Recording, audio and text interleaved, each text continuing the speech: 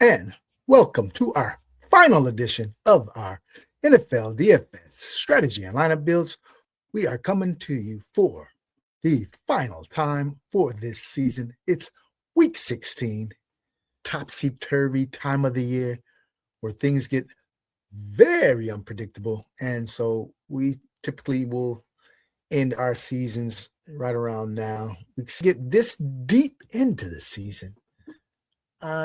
Things just change a little too much for my taste to be exposing ourselves to that much variance at the end of the season. So we want to thank you for joining us throughout this season. And as we always start here with, please take the time to like the video, subscribe to our channel, follow us on social media.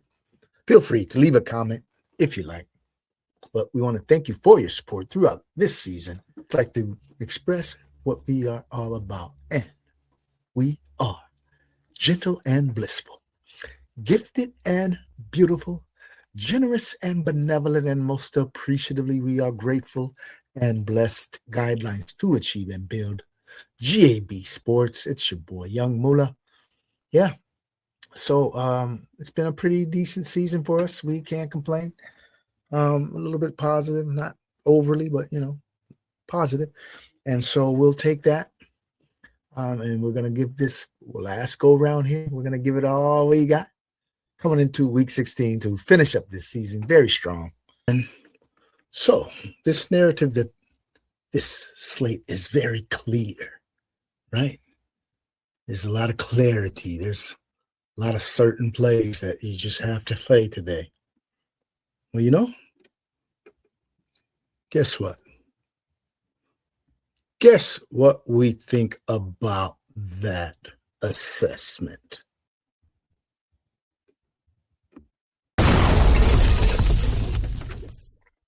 What you talking about, Willis? So, forget what you thought. This is what you need to know.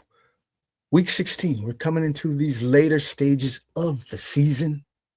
And to me, all this talk about things being the strongest plays, the most certainty you can have out there, thinking that there's a lot of clarity in this schedule, in this week of games, where a lot of things have changed, right? I mean, so many things have changed. I mean, we're looking at teams who have kind of thrown in the towel. You're looking at teams who have made quarterback switches. You're looking at teams who have shut some players down, position players, defensive side of the ball as well as the offensive side of the ball. The most certain thing of week 16, 17, 18, as you get in this portion of the season, the most certain thing is uncertainty. That's the most certain thing. All right? What you talking about, Willis? So what we're talking about here is we need to embrace the uncertainty of this week. Because why? We got nothing to lose at this point, right? We've probably been 50-50 whether we're up a little bit on the season or down a little bit. That's where most people are going to be. Or you're just completely lost, or maybe you're way ahead. Who knows? All I know, we're running out of time. And this is the week where the uncertainty is the big edge. Right? It's not the certain type of plays, right? Where you're thinking, oh, some of these players are, they're fighting for the playoff lives. They're in these great matchups. Those are the certain plays we like. They're getting such and such usage, such and such workload. The last few weeks, these are the certain plays we like. Bullshit. Excuse my French. Forget what you thought. This is what you need to know. We're going to embrace that uncertainty everywhere in this slate. Because whoever's out here in week 16, they got a shot, right? The guys on the field. There's dudes that are trying to make a mark for next season. There's young guys who are improving each and every week. There's veterans with incentives that they can reach, milestones that they can reach on their season where they can get bonuses or they want to strengthen their resume. And so we're going to attack some of those spots. We're not looking for any certain spots, strong plays. Forget all that. That's not what this is about. Week 16, week 17, week 18. I've been watching this football game here. That sound like the old man and get off my lawn. But I've been watching football for decades, right? And I know what it is when it gets late in the season, how the dynamics of a team changes, right? Their body language. Look at Joe Burrow last week, right? He's in the locker room moping around and just giving these statements of, kind of doesn't even want to be here. He's kind of just feeling down in the dumps about their season, right? Guys pick up on that in the locker room. That can spread around to the other guys and have that snowball effect where everybody's kind of just, all right, well, shoot, this guy's kind of giving in. Let me make my plans to go to the Bahamas next week, right? Let me make my plans to go to Dubai, whatever. So guys are mentally checking out. And so you think they got this explosive offense. And I'm using Cincinnati as the example. You think they got this explosive offense that, oh, man, these are some good players. They're playing Miami. Good. Yeah, they might be checked out, though. So don't think that certainty that you're banking on is all that certain. So what you talking about, Willis? What you thought. This is what you need to know. The more riskier plays, the situations that aren't that clear, are going to embrace the uncertainty. That's going to give us our edge this week. Because a lot of players, what they're going to do, they're going to shy away from, the things that they don't believe are certain, because that's what everyone thinks. Oh, I got to go for the certainty, right? That becomes that group thing. Give me the guy who gave me the 25 touches the last couple of weeks. Give me that dude. Give me the dude who's gotten the 10, 12 targets, the Michael Wilsons. Give me that dude, right? So they're going to try to play these angles that they believe are certain, and they're going to shy away from these guys who, oh, man, you're kind of in a place where this guy hasn't played yet. I don't know what he looks like. So what? We don't care if we don't know what he looks like. He's got an opportunity to shine because he's going to be on the field all day. So you got to lean into that this week, right? And so that's our mantra for this week. Forget what you thought. This is what you need to know. Embrace the uncertainty in these later stages of the campaign. You got nothing to lose, everything to gain, and you will get a massive edge if things break your way. All right, then jump on over into a lineup review over here on DraftKings from week 15, which was a brutal failure for us. We have to admit. Yeah.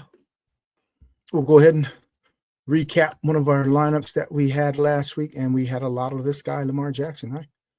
We went with Lamar Jackson, and likely, we had a ton of likely. He came in at 17%. We probably had about 60%, and he brought us a big fat donut, right?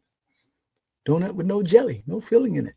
So, I hate donuts with jelly, but it's just an analogy. He didn't fill out anything in this stat sheet, so he just got a 0. But Lamar, the Cincinnati Bengals just did not show up.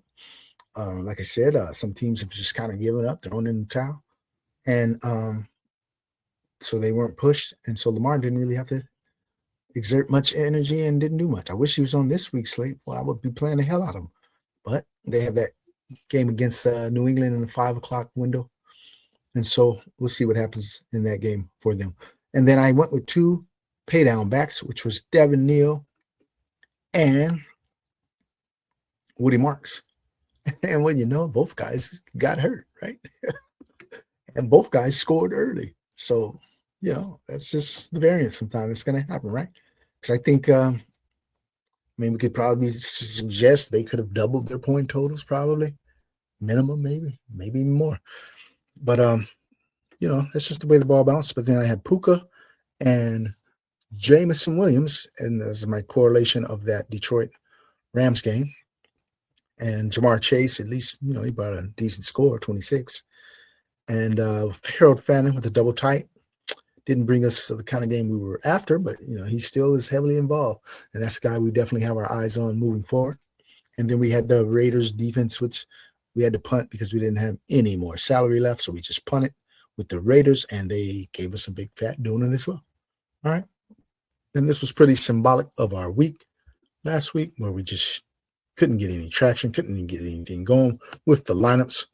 And so we'll just roll on over to next week, week 16. NFL DFS strategy and lineup builds. Let's go ahead and start off this lineup, which we are entering in the 30K front for the 20 max contest. We dive right head first into this uncertainty, right? Consistent trend for this DFS season. It's the cheap quarterbacks, right? So as we get into week 16, week 17, if you're going to play, week 18, if you're going to play, what needs to change, actually? I ask you, what needs to change? And the answer, I would say, not a damn thing. You continue with this trend because it's afforded us all the top plays that we want, and it's brought us enough value with those cheap stacks to keep you in the hunt for first place. So nothing's changing. And we're jumping right into it against this Cincinnati defense. We are going straight to Quinn Ewers, right? Tua Tagovailoa has been benched for his terrible play throughout the season. This guy's been just gross. And so Quinn Ewers can't be any worse. And guess what? His teammates probably believe that. And this is the angle where I'm telling you why plays like this will matter. There's guys with milestones within reach, right? Look at a guy like Waddle. He's sitting at, 800 and something yards receiving? Yeah. He's sitting at 838 yards receiving. Don't you think he wants to get to 1,000? And he's got 3 games left? I'm not going to leave the chance if I'm Waddle to try to say I can get it over to 3 games. They're going to go out here. Hey, man, Tua's probably been the one holding me back. We got a quarterback change, a little young dude that's ready to make his marks. Yeah, embrace all that. Yeah, we're going with Waddle. We have Achane, who's also has 2,000 combined yards from scrimmage within reach, right? He's sitting at 16 something, 16 plus. Again, these are the kinds of things you're looking for. An angle, right? A young quarterback gets his shot, gets his chance to make a mark. He's cheap as hell. And you got 2 guys who will want to show that, hey, it wasn't our fault. And guess who else will want to show it wasn't our fault? You heard that song? Oh, it ain't my fault. Did I do that? It ain't my fault. Yeah. Master P, man. No doubt about it. No limit. Anyway, we have a coach who's going to be like, hey, man, Tua was handcuffing me the whole time. See, I got this guy in here. And look, we put up X amount of points, whatever. Yeah. We got rolling with the Miami Dolphins. Mike McDaniel is going to want to show out. He's going to want to go out with a blaze of glory. Hey, if y'all going to fire me, you're going to know. It wasn't on me, man. We put yours back here. And then he made something happen. So I'm taking that angle, embracing the uncertainty. Quinn Ewers will be one of our top plays of the week. No doubt about it. All right. So that being said, do I want to run it back with anybody Cincinnati? Kind of like Jasicki. Yeah. Is Higgins out? Is T. Higgins going to be out? It's a question, but this guy's had some concussions. Why is he going to come back when you've had those kind of head injuries a couple of weeks? So we do want to run it back with Jasicki. All right. And so we got a stack out of that game. And let's see one of our other top plays. If you checked out our thumbnail this week, you will notice there's a guy on that thumbnail we like a lot. Yeah. This guy right here. James Cook. And we're going to put our other thumbnail in here as well. Yeah. That will be DK Metcalf. Our 2 poster boys are in this lineup. James Cook DK Metcalf, both number 4. They wear their number 4 on their jersey. All right. So now that leaves us with $4,500 per slot. Let's go ahead and get us a defense that is reasonably priced here. Do we like the Giants? Kind of, sort of.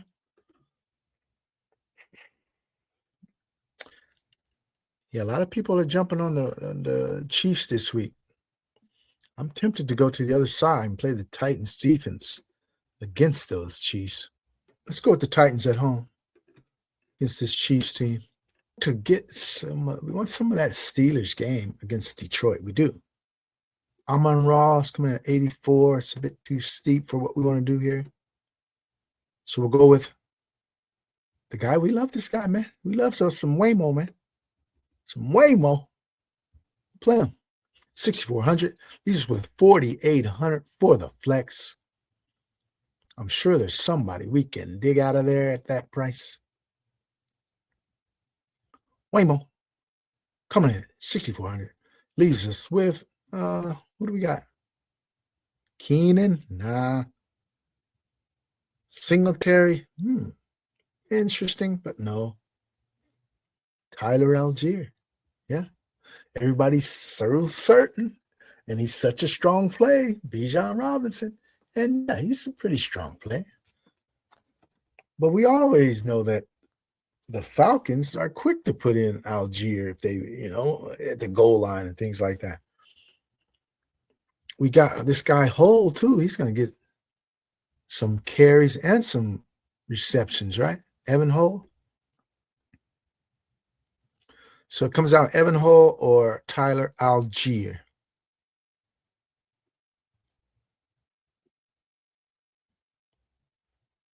I think we're going to go with Evan Hull. Let's go with Evan Hull. All right. So there we have our first lineup build here. Entering in the 30K front 4, 20 entry max. And we have a Miami Dolphins stack of Quinn Ewers, Devon Achane, and Jalen Waddle. Guys who have all something to prove here, right? Along with a head coach who wants to show you, hey, this ain't on me, man. All right. And then we ran that back with Mike Gesicki at the tight end spot with Noah Fant out and possibly T. Higgins out. And when T. Higgins has been out, Gesicki has shown up. He's been utilized pretty well. And then we have James Cook as our other running back. And we went with a 3 running back build with Evan Hull for the New Orleans Saints at home against the New York Jets. And then we have DK Metcalf correlated with Jameson Williams in that very explosive game there in the Dome in Detroit. And then we rounded it out with the Titans defense against the Kansas City Chiefs. All right, first build to the 550K play action. It's a 20 max entry. We will have roughly half that, 10 entries this week as we are reducing our volume. And so we want to also show you the other side of the coin here. We're not just going with that total uncertainty, right? We have some uncertainty that we're embracing everywhere. But don't think that you just have to just dive into all these high-risk plays, right? Like a ton of high-risk plays in your lineup, right? So that's not what we're saying. But what we're saying is you should hammer these plays that are uncertain and let that be your edge. Don't let the plays that everybody thinks are the strongest plays. Don't let that be where you think your edge is. Your edge is going to be where you have that uncertainty, and nobody's going to really hammer these uncertain plays, but you could, and that will give you that winning edge this week and down the stretch of any NFL season. That uncertainty is what we want to embrace. Okay, but here we like the angle of teams having a lot to play for, as we just saw on Thursday night in that game. That was a classic game, Seattle versus the Los Angeles Rams, and we have a similar scenario here where the first place in divisions are up for stake, number 1 seed as well. So we're going straight to that game, and we like the Denver side of things here with Bo Nix. All right. And we're going to go ahead and put his receiver that we like in the flex because we want to build a 3-receiver team here. So we're going to put Cortland Sutton in the flex. We want to add to this stack the tight end because Jacksonville Jaguars have been very accommodating to tight ends all season long. And Evan Ingram, although he hasn't done much all year, is very cheap. So we'll just go ahead and throw another cheap piece into this stack. And I don't really want to run anything back here. So we'll go ahead and leave it at that. Go with that Bo Nix double stack. And go to our receiver spot that we want to start filling out because I do like specific receivers here that I want to get into this lineup. The first being a guy who is just phenomenally priced because this guy's never been this priced probably since his rookie year, Justin Jefferson. Yeah, go ahead, man. You got to do something in one of these games, right? And remember, incentives. Yeah. Let's look at this guy's yardage total right now. It's incentives and it's a pride thing. Justin Jefferson sitting at 832 yards. Yeah, he wants 1,000. He does not want a blip on his resume that does not show 1,000 yards. So definitely he wants to get to that 1,000-yard threshold, and you can't wait around because you don't know if you get hurt or something or whatever. So you got to try to do it each and every game. Since he's this close, he's going to try to put up a monster game here. I know the teammates also kind of want guys to hit these kind of marks. So Justin Jefferson will be striving for that 1,000 yards in these final couple of games. Why not start here with a big game? All right. And another guy we're going to stick with is our poster boy. Yeah, we're going to have a ton of the shares of this guy this week. That will be DK Metcalf.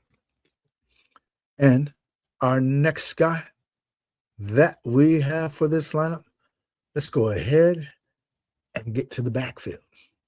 Because when we want to correlate DK Metcalf, and we'll go ahead and play one of those guys at the top. Yeah, we like them too. Yeah, don't think we're going to just ignore the top plays. Don't get me wrong. We will have some of these guys, quite a few of these guys. And that will be Jahmyr Gibbs. Okay, but this next play is one of the guys who we are super high on this week, and I will have a ton of. This guy will definitely be one of our top 2 owned running backs this week, and that will be Omarion Hampton. Yes, love him in this spot. He's a guy who's he hasn't been getting 25 carries, 20 plus touches since he's returned from his injury, but we believe this is a great spot for him, and he is definitely the feature back. And so that little bit of uncertainty, because I haven't heard a lot of people talking about this guy this week. So I think there is some uncertainty with his workload, and people are going to shy away. Well, we're jumping right on into it head first. Omarion Hampton will be one of our top plays of the week. Bet on that. Okay. So let's just put in a defense here. Relatively cheap. We first one I kind of see coming from the bottom. I'll go with the Vikings here on the road against Dart. Leaves us with 6,800 for a wide receiver. We can go back to Waddle, who sure could, but there's another guy that we love here too, because there's nobody else there. He's the last man standing, and he's been one of their top receivers anyway. Chris Olave, does he have 1,000 yards too? Right. See, all these guys are searching for that 1,000 yards. So keep playing these guys in your lineups, even if they have nothing to play for. They're playing for some milestones. Chris Olave. All right, so there you have our second lineup build. In the 550K play action, this will be going.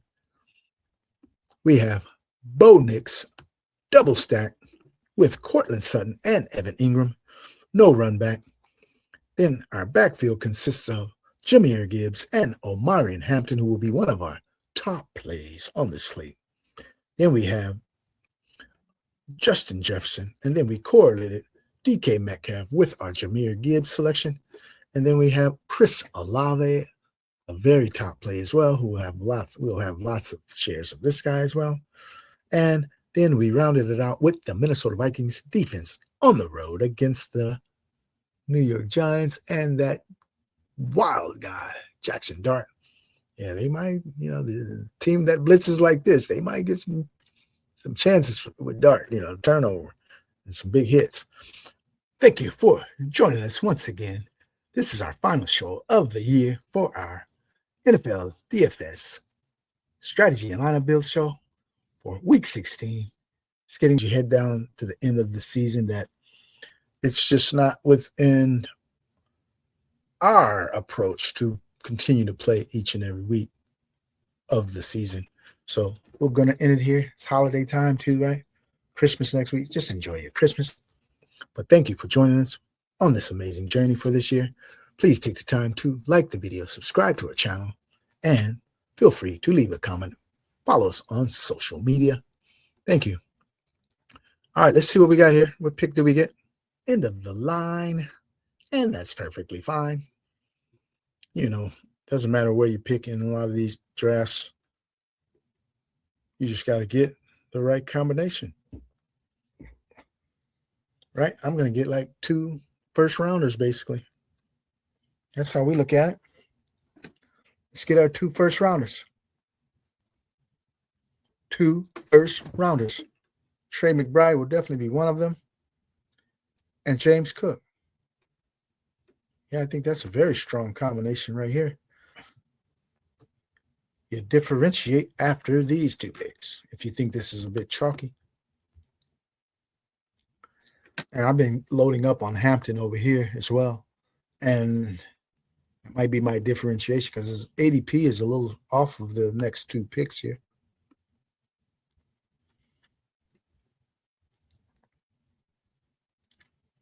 Okay, looking at the grid here. You see our next picks are 18 and 19.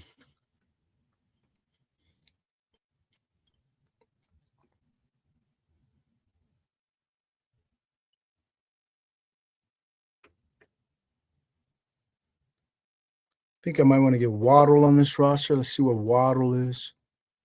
35. He comes in late. We might even take Quinn Ewers as well. 6th round, those last 2 picks. Maybe I'll try to get Waddle, Ewers on those 2 picks. Yeah, I think that's what we're looking at.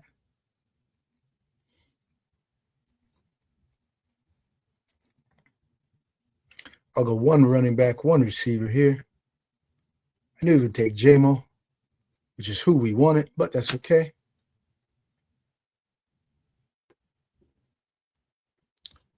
Take Drake London.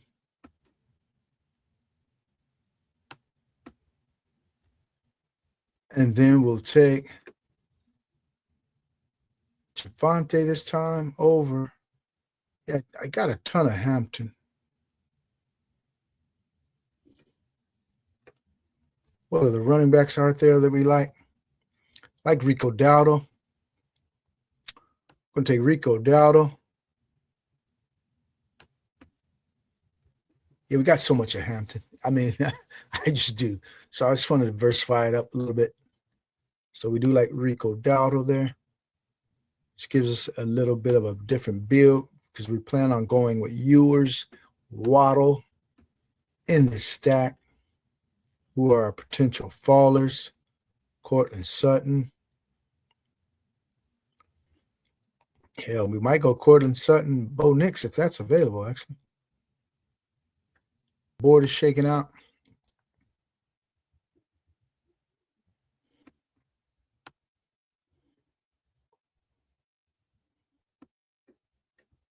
All right, let's do it. Cortland Sutton. Bo Nix.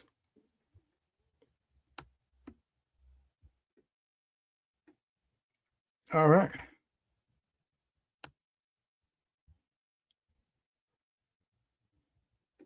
There you have our build over here in the Battle Royale. 30K for first place. All right. So we went with Bo Nix and Cortland Sutton stack. All right. Our backfield, James Cook, Rico Dowdell, and we have Drake London as our companion receiver. to Cortland Sutton.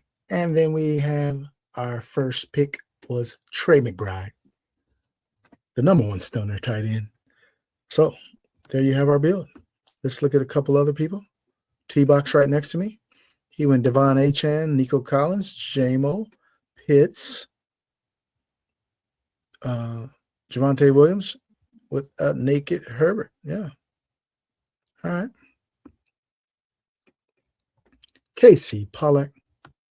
He went Jahmyr Gibbs, George Pickens, Chris Olave, Travis Etienne, Dak Prescott with George Pickens, and Travis Kelce. All right. There you have it. Let's go ahead and take this down right there with our NFL Week 16 DFS strategy and lineup builds, where we built a couple of lineups over there on DraftKings, and then we had a draft over there on Underdog. Yeah, we just want to just wish you all the best of luck this week and for the rest of the season. Many blessings, many cherishable moments for you and yours out there. All right. So, once again, please like the video, subscribe to our channel, follow us on social media, feel free to leave a comment, and I hope to see you at the top of the standings right alongside myself. Peace.